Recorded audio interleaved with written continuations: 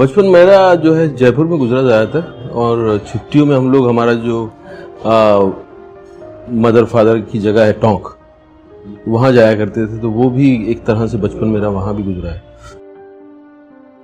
कहानियों का एक फैसिनेशन हमेशा से बचपन से रहा है। फिर आप कहानियाँ ढूंढते थे, रेडियो पे ढूंढ रहे हैं आप रात को।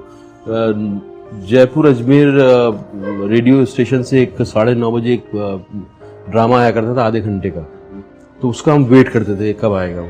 और उसके बाद कभी रात को 11 साढ़े 11 बजे कहीं BBC वगैरह कहीं लग गया और वहाँ की कुछ स्टोरीज अगर आप ड्रामा लग गया तो मतलब बिल्कुल चुंबक की तरह चिपक जाते थे हम लोग रेडियो से। लेकिन कभी सोचा नहीं था कि आप इस फील्ड में आएंगे या एक्सप्लोर करेंगे। टीनेजर थे, एक सपना देखा था और वो इतना अंदर का फोर्स इतना था कि उसको पूरी दुनिया लग जाती तो मुझे लगता कि वो रोक सकती थी मुझे, क्योंकि मैंने डिसाइड कर लिया था मुझे जाना है। अच्छी नज़र से नहीं देखा जाता था सिनेमा को, लेकिन मैंने जिस नज़र से सिनेमा को देखा था उसने मुझे इतना आकर्षित किया था और मुझे लगा था कुछ अजीब सी मिस्ट्री है इसके अंदर। ये जो लोग कर रहे हैं, जो लोग इस इमोशन में चले गए हैं और ये जिस तरह से इस सीन को जी रहे हैं, उसमें मुझे बहुत सम्मोहित किया था। और मुझे फिर अपना जब गोल दिख गया तो फिर कोई भी रोकने की कोशिश करे। मेरी माँ ने बहुत कोशिश की रोकने की। उन्होंने ये भी कहा कि तुम चले जाओ लेकिन शादी करके चले जाओ, शादी कर लो, निकाह कर लो, फिर चले जाओ। मैंने कहा कि मैं नहीं कर पाऊंगा, मैं इस वक्त अपना जो है अटेंशन बांट नहीं सकता, क्योंकि मुझे मेरे अंदर बहुत एंग्जाइटी थी सीखने की और मुझे पता नहीं था कि मैं सीख पाऊंगा कि नहीं। मैं देख रहा था बड़े बड़े एक्टर्स को और मैं अपने आप को देख रहा था। मुझे लग रहा था कि मेरा बहुत लंबा जर्नी है वहाँ तक पहुँचने के लिए, कि मैं ये क्राफ्ट सीख पाऊंगा या नहीं। तो उसका इतना ज़्यादा अंदर से प्रेशर था कि मैं उसको बांट नहीं सकता था,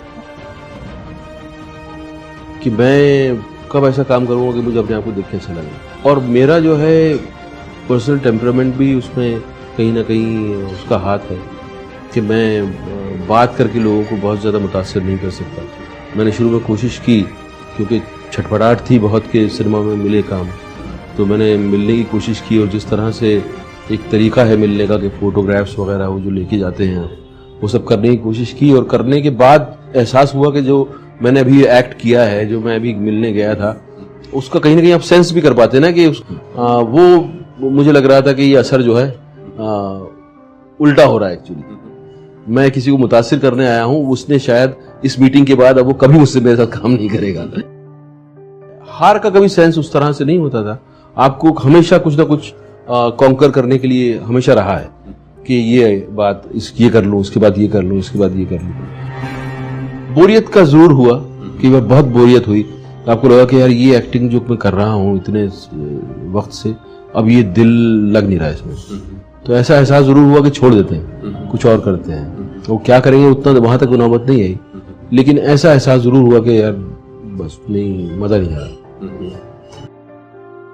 बहुत सारी फिल्में हैं जिनमें आपने अलग अलग वजहों से काम कर लिया था और करने के बाद पता चला कि ये जो है गलत स्टेप था। और वो एक्सपेरिमेंटेशन अगर आपको करना है तो उससे गुजरना होगा। हर जॉब जो है वो इस तरह से डिवाइडेड है कि आप इसका इस्तेमाल करके आप सिर्फ अपना सिक्योरिटी पूरी करना चाहते हैं, या ये जो है जो आप काम कर रहे हैं इस काम में आपका अपना पर्सनल कनेक्शन है इससे कि नहीं। तो वो कंस्ट्रेंट और वो उस तरह का डिवाइड आई थिंक हर काम में है। मैं कहानियों को ढूंढता रहता हूँ, काश ऐसा हो कहानियाँ मुझे ढूंढे, तो मेरा कहानी मेरा रिलीजन है जब तक मैं कहानियाँ सुना रहा हूँ। और मेरे कहानी की तलाश तो मेरी जारी है। ऐसा नहीं है कि मेरे पास बहुत से कहानी सुनाने वाले हैं, क्योंकि मैं तो सुना नहीं सकता, मैं तो उसमें पार्ट हूँ, उस मशीनरी का पूरा एक पुर्जा हूँ। मुझे डिपेंड करना पड़ेगा कहानी सुनाने वाले पे, जो डायरेक्टर है। और मेरा उस हमेशा कहानी सुनाने वाले से एक स्पेशल रिश्ता होता है जब मैं उस कहानी से जुड़ा हुआ होता हूँ। तो मेरा एक्चुअली अंदर से एक लव अफेयर होता है उस आदमी के साथ, क्योंकि वो एक ऐसी दुनिया में ले जा रहा है जहाँ की मुझे उस दुनिया में घुसने का जो है वो इंस्पायर कर रहा है।